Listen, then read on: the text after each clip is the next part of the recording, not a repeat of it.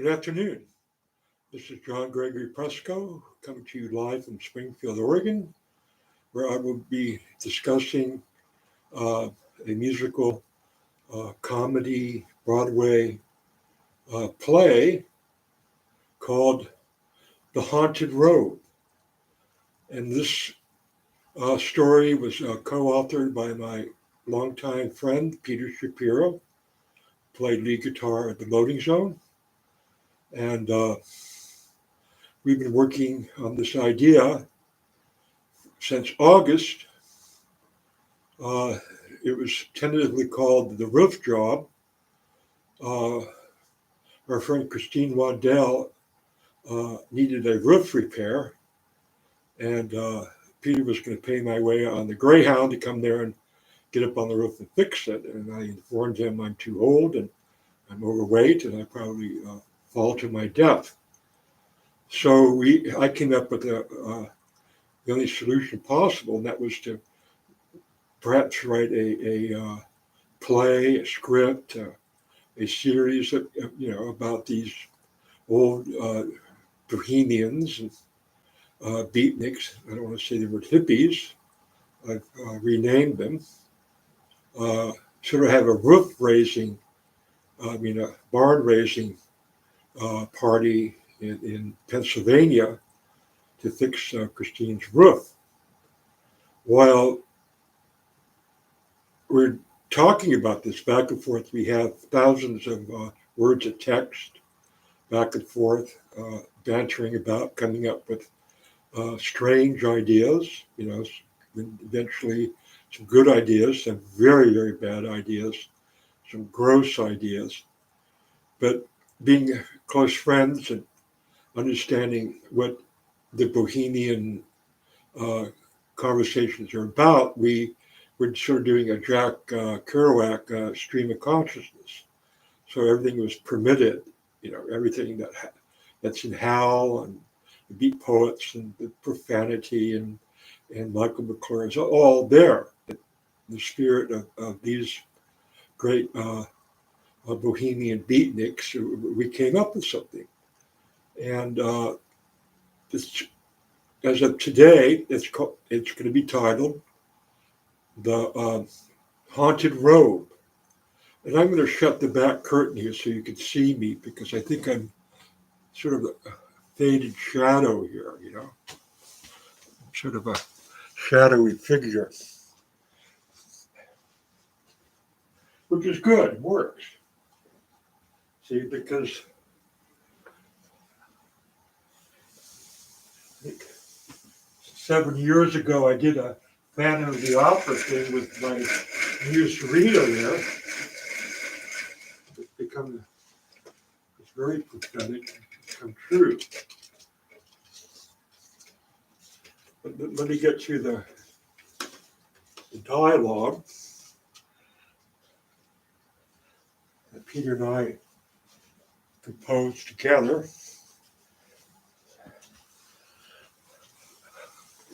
Oh, that's better.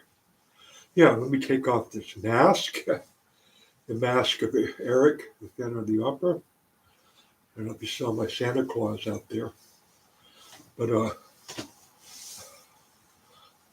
got this red cape on, or a robe, and the Haunted Robe is going to be about the ghost of Carrie Fisher and Victor Mature teaming up to produce the worst musical on Broadway. As you know, Carrie Fisher was married to Paul Simon, who produced The Capeman, and it has won the title, the worst play musical on Broadway. So Carrie Fisher, and who's the spirit of Carrie Fisher, the ghost of Carrie Fisher, has a vested interest in having this title go to other people, and spare her lover for life, Paul Simon, from holding this terrible, terrible title, this albatross around his neck. And so she, her spirit, her ghost, works through Christine Wandell, the Catwoman of the village, and her two friends. And she bids them through the ethers to produce this terrible play. Uh, yes, I did. I yes, I admire Mel Brooks and the producers. I think it's one of the best movies ever made. One of the best scripts. It's perfect. I did not go out of my way to mimic this. The producers in any way. It evolved that way. When last night in talking to Christine in New York, she told me that she would call up the theater where the musical play, the Capeman, ran for 68 days. And it cost they lost $11 million on it. It was a disaster. But she was calling up just about every other night, talking to someone at the theater, saying, I want to get a message to Reuben Blades that I bore his child. My daughter is Reuben Blades' child. So, when she told me this last night, she blew my mind. I was trying to tell her, depict the scene that she saw like in the Buzzley Berkeley movies, the movies of the 30s where they'd be producing this play to save the theater or to save this, They always had somebody answering the phone, a grip or, stage guy. The phone would ring,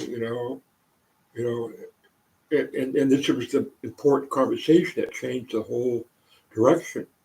This play, they didn't know whether it was going to be a flop or a hit, And so it's somebody on the phone that's giving a direction, And so, I'm hearing one of the grips, go, it's that crazy lady again, claiming that she,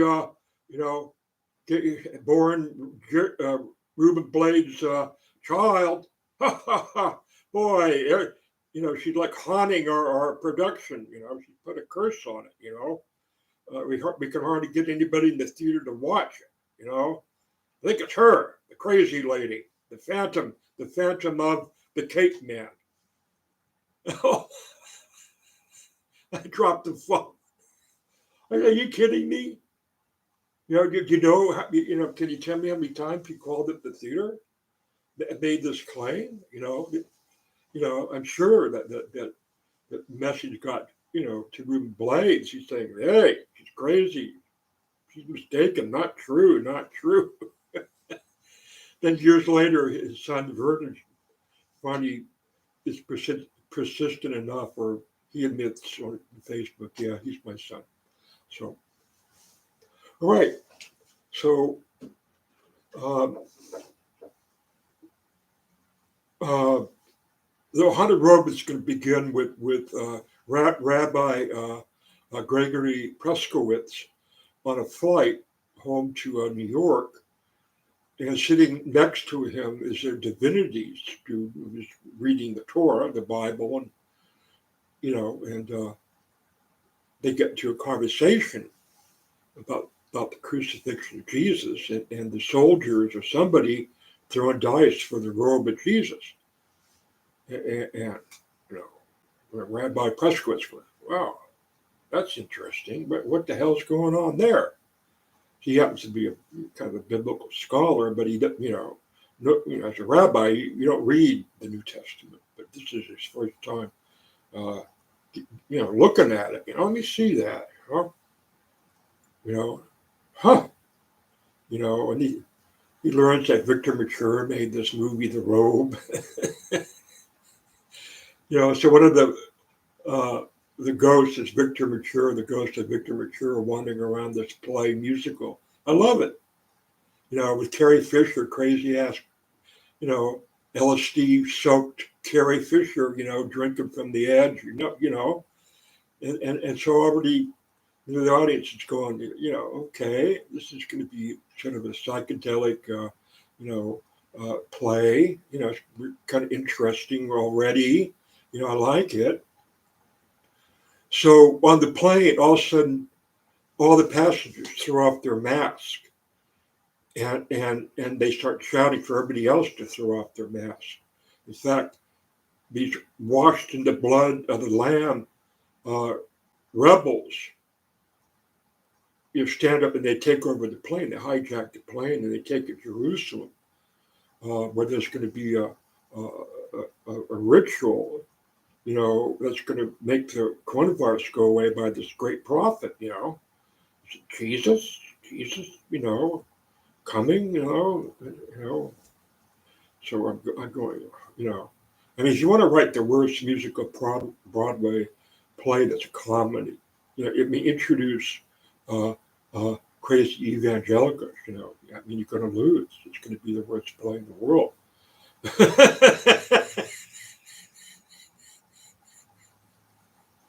See, already people are going, okay, this is good, you know, because they already have a clue that this is like the producers, right?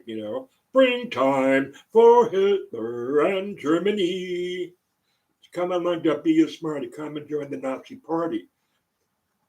Well, the rabbi is like, Rabbi Puskowitz is going, whoa, what? I'm being hijacked by a bunch of crazy evangelicals, cult, you know, to Jerusalem.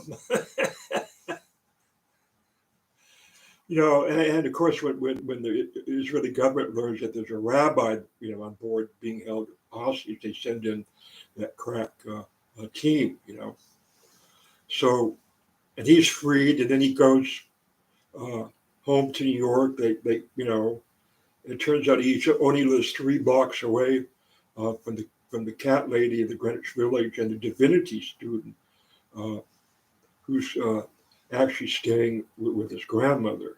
Uh, and he's had to deal with this haunted bathroom where the ceiling caves in. See, and there's been exorcists out there, and and the divinity student says, yeah, I've heard that rabbis can do exorcisms. Can you come over to my grandma's house and give it a shot? Oh, sure. After what we've been through, you know, what more could go wrong? You know. So he enters the bathroom and there's this strange energy going on. And there's Carrie Fisher and Victor Mature. And then there's a third voice.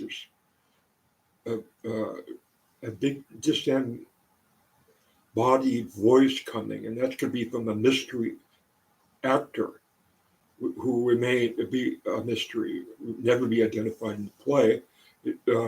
That voice is the deep throat. Uh, this is like Eric in the Phantom of the Opera. This voice coming from the grating, of the basement. So he, makes the spirit go away, and then a week later, Christine's 2 old friends come over, and they're going to be taking the bus, the Trailways bus, to Wilkes-Barre you know, to meet other workers, old hippie craftsmen and elves and dwarfs to fix the hole in Christine's roof. See, but little they know, they're being guided by the 3 spirits of the robe, the haunted robe. Jesus, see. And what this is all about is Elijah was ordered to kill all the priests of Baal and the priests of the Shira poles on the heights, but he never does. You know, did Elijah roll up his sleeve and get a knife and start slashing into these priests of Baal and the Jews to help slay them? Consider Satan, Saul Paul, who persecuted the first church. So the idea comes to Rabbi Gregory Preskowitz that Elijah made a big mistake by not slaying the priesthood of the Shirapoles. And therefore, this led to the loss of the Holy Land, the Promised Land. The Jews were expelled. They lost the war to Rome.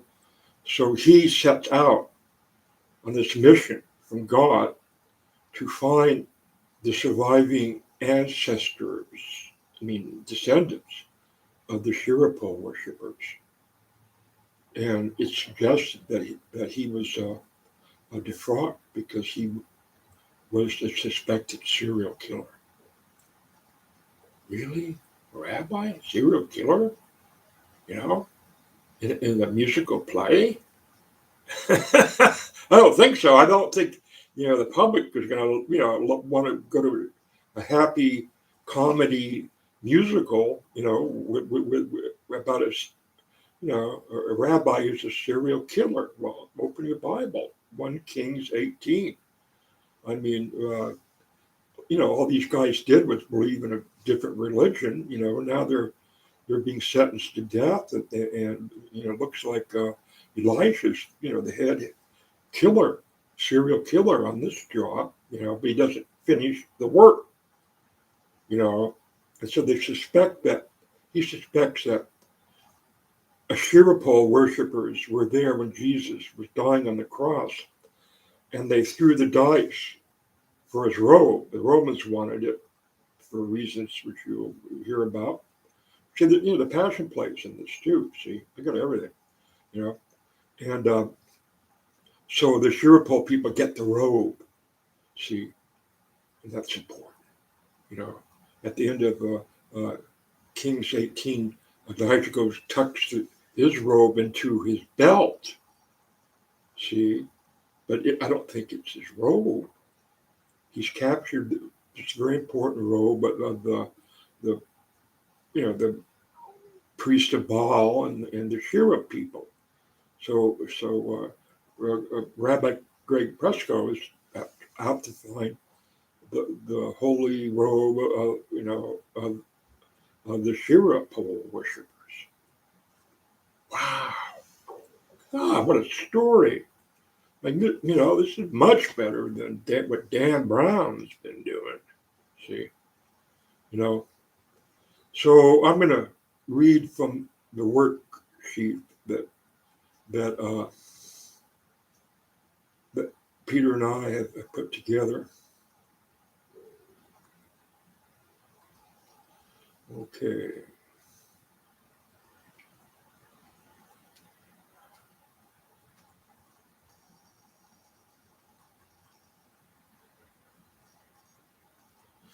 So this is it. This is the text.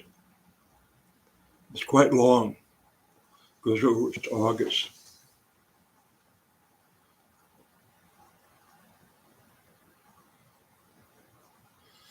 This is why the Pope sends a good father to your deathbed to remind what assholes your family and children are, or so you said in confession. Best leave it all to the church. No bonus this year, brah? Unless you wear a mask. Who was that masked man? The lone stranger? Go for it, Holmes. I give a little happy man. Dennis Timenez meets Geoffrey, the born vivant. Jeff was quite the menace. James, the bon vivant of Willis Court, said his brother was one reason he bought a snub-nosed 38. You recall the time Jay climbed the overturned table to get at Jeff? You couldn't get this kind of action at an acid rock fest. Geoffrey had a screech like a howler monkey as James tried to throw the table aside and get his hands around the neck of the sibling that had been locked up in a mental ward many times. His lunacy had no equal until Altamont. If Jagger had known, he would have hung out. James was a bit of a loose cannon That's for damn sure, Peter says. The lunacy you speak of was not of the howler Jeff, but of the elder piece of worthless shit, a sleazy type to boot. Indeed, says I.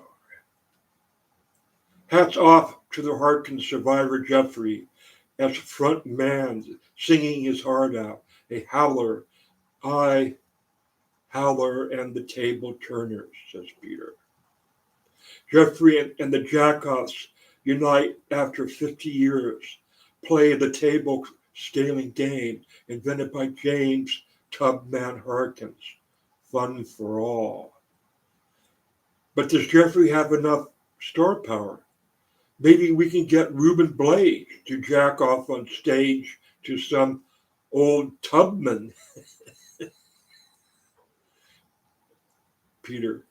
Jeffrey rivals Trump in stage presence, and he's got the street smarts of a howler. What's not to like? We're talking about a new roof for an old lady Wandell who raised Reuben's kid with no support. I think Jeffrey will want a blowjob from the cat lady at the village. Peter. I'm hoping James wasn't too petty with his will and left Jeffrey in. Know any good pro bono lawyers? Photos of the snow blowing through the roof into the kitchen would help move the project forward. James and Michael fought over the mother's will, and Em bought Jeff a new bike he refused. He got cut out. I ended my friendship with him. Humans can be real pigs. I like the snow job look. I exposed Reuben on his Facebook and got 700 responses. Many liked my sitcom idea, Lima Bean. I got to sell myself now. Peter. Careful, he doesn't put the curse on you, i.e., you're dead to me, the headlines will read. 80-year-old writer arrives at the LA Greyhound station, typer in hand, eager to bring his magic to Tinseltown. I think a series starring yourself as a lawyer could be major. Every week you'd help another client write some fucker out of his will with plenty of backstory.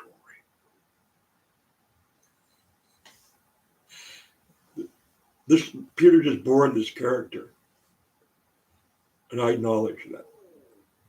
Love it. Rabbi Preskowitz no longer believed in God, so he became a lawyer.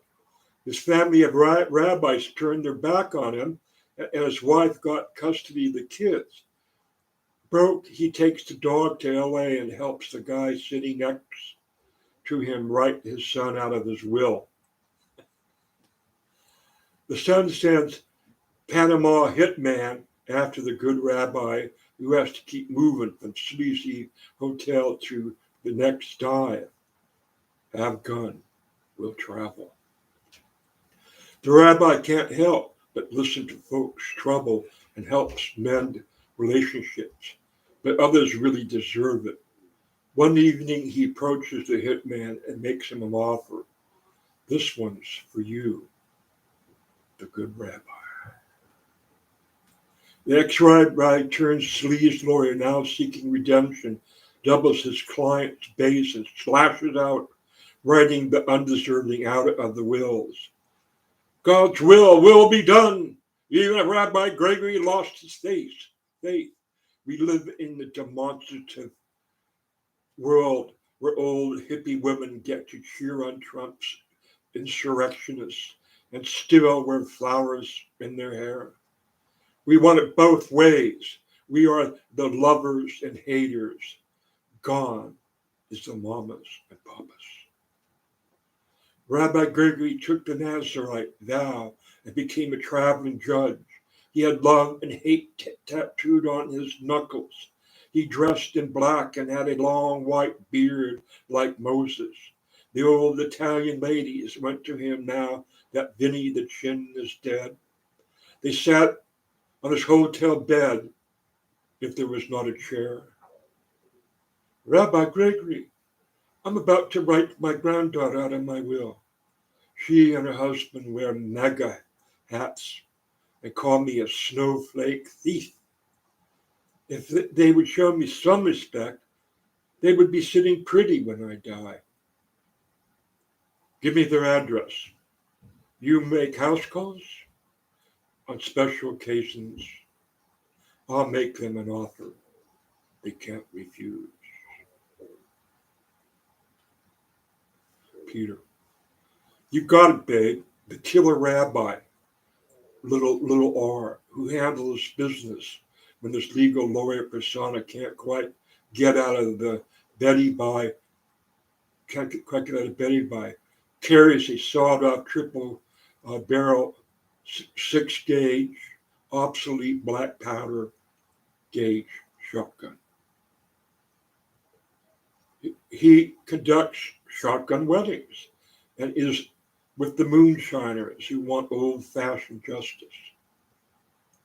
Peter, recent direct quote from Rabbi McChill, guttural C. We will resolve your case, Holmes. You may have to get to WB to be in a test shoot, Ruts Wilkes-Barre. Runs on online Jewish fact hookup dating site must sometimes make the special occasion house call to expedite billing retention and resolution. Great words. Can you do the soundtrack? I hear crazy Jews harping with kazoo and steel drum. A Gehilta-fish Western. For a few shekels more? No country for old Jews? The Gevita fish killer. Have you had the Gevita fish at Max's? You haven't lived until you have. Till you have. Get in my car, my treat. Don't get in the car. There was no end to the rumors that Rabbi McKill was defrocked. One crazy man said Gregory had become a serial killer. When folks called him mad, saying no Jew could ever be such a monster, he accused them of being anti-Semitic. Jews can be anything they want to be. What's wrong with you? You want to be a serial killer? It's the right of a Jew. Bingo, good job, brah. I actually show him a face, a happy face and a duck. It's sort of like my seal approval. Bingo, good job, brah. Peter. So push the rabbi as a maniacal special occasion throat slasher, or go for the unstable lawyer or former rabbi throwing himself on his knees like Paul on the road to Damascus. We have some of the bit players, Howler Harkins and brother Got a Guy, Connor. Now we just need to hold casting tryouts. I think you should be the mischievous rabbi. I may pull a short cameo as a stock clerk. Me. You know about Satan Saul, the serial killer? The fiddler on the roof job has evolved and dissolved into what CW really wants. Stone cold justice. This is great. Stone cold justice. Hippies playing on the roof. Have a date with destiny. A guy in the village gives CW a calling card. Shop clerk? Dildo Bob in front of his store doing Groucho. Want to strap on one of my Moby Dicks and show me how much you love me, Toots? You and I can personally interview the dildo girls of Hollywood. We got to have some vaudeville. Paul, why dost thou kick against the pricks? Because it's forbidden me to beat my meat? Rabbi Harry the Oregon slasher, some SOB who can run a camera. Let's get moving on the fucker. You got contacts. Can't DM for Christ's sakes. Me. Just had 2 hour call from C. I told her we got a move on this. I'm going to join Script Writers Guild and learn to write script proposal and mail out some ideas. Is she going to back the baby? What with the Omicron, etc.? The word is at this end is that we're over budget and we haven't even started. Has she agreed to a cameo or is she stalling? Me. We had a long talk about my post on Ruben Blade's Facebook. I read what I wrote about mixed race bands like Zone and Power. 800 fans responded, meaning 10,000 could have read it. Many want to see TV series. This is real. It has not been taken down. Check it out. I'm going to make you YouTube about Rabbi McKeel. I'm making that right now. I promised that 5 days ago. The Killer on the Hill. You know, Rabbi McKeel, the Killer on the Hill. I was at the Capitol riots on a job. I helped save the ballot boxes. My target got away, my mortal enemy. I dreamed I help a nun take Jesus down from the cross. I'm going into character. The word to unlock me is chocolate. Write it down. Then I do some stand-up comedy for Christine's grandchild and Ruben Blade's grandchild. I'm 99% convinced.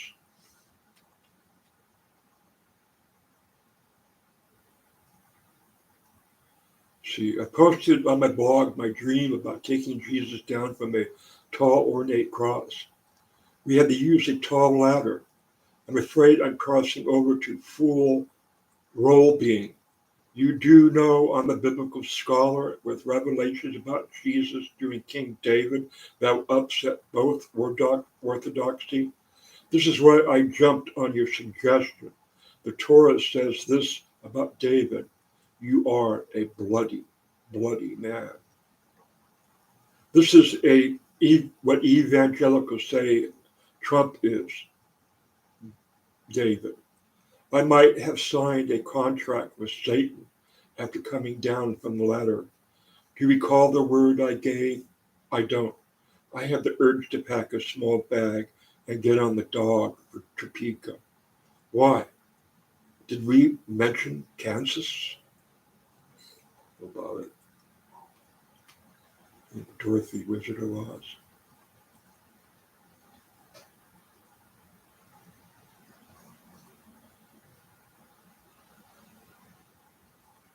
We talk about the loading zone and the hole zone, that the hole in the roof is a black hole.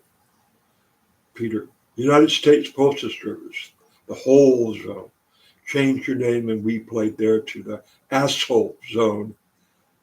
Go figure. Time to figure out the Rabbi Makilla persona you will be playing and line up a cameraman. Let me know when the shit arrives. Of course, the asshole zone. It was right there. Amazing, a punk band. Didn't grab it. AZ rap. The Hazan zone. Hazan is another word for cantor.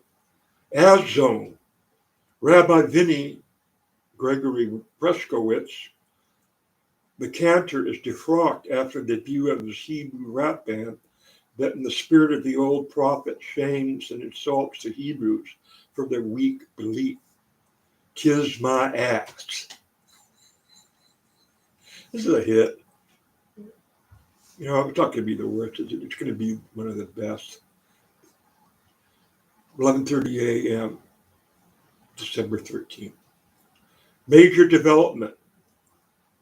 Called C last night. She told me her bathroom ceiling caved in. I admonished her for not calling me because you and I are writing the roof job. She then tells me she called the theater a lot where Blades is starring in Paul Simon's The Capeman. Google it. Paul was married to Carrie Fisher. On my blog, I suggest the ghost to Carrie wants a rewrite so Paul can remove the albatross of having produced the biggest flop on Broadway. I suspect Phantom Carrie wants our roof job to be the greatest flop of all time. Of all time. Where am I? I'm going to contact Simon for top secret backing. Wow. I'm telling you, the drama that I have been in since I began this painting at my muse, Rena Easton, is just incredible. Just incredible. And this is evolving into this dialogue with a famous rock musician who was there at the beginning, the tribute to Dr. Strange, the acid test, and he was there. He was there as the marbles and as the loading zone. Played with the Grateful Dead at these early shows in 1965. So this is it. It's showtime. I believe in the product. I believe I've got validation from spirits on high and spirits on low. But this play is just right. Just right. Goldilocks loves you. This is the Voice Comedy Show. You be careful out there, you hear? Have a good day. You need to show off my outfit here. I got the jacket, got my medals on, I was going to queue up the Phantom of the Opera. Is it already in there? But, Phantom of the Opera is here within your mind. Dun, dun, dun, dun, dun, dun, dun.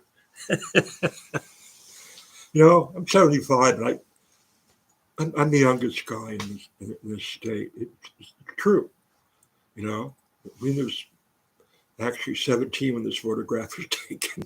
I was 24, and I think we're the same age. I don't think she's gotten a year older. Me neither. It's just one of these great, meetings of Orpheus and his beautiful wife. Okay, onward and upward.